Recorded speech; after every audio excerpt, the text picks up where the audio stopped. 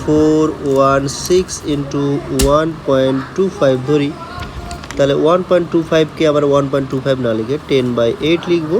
তাহলে 8 3 24, 8 2 16, এটার অ্যান্সারটা হয়ে যাবে 3020।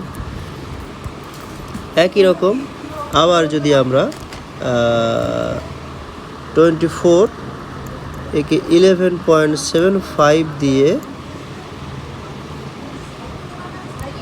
গুণ করি, তখন সেক্ষেত্রে আমরা শুধু 0.75টাকে ভাববো, 11টাকে ভাববো না। এক্ষেত্রে 24 ইন্টু 11, এটার গুণটা আগে করে নেব।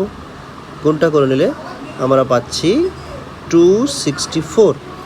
আবার 0.75 কথার অর্থ হচ্ছে 3/4, তাহলে 3/4-এর সঙ্গে এটা কাটাকাটি করে দিলাম, 4 6 24, 3 6 18, তাহলে এটা হয়ে গেল 18।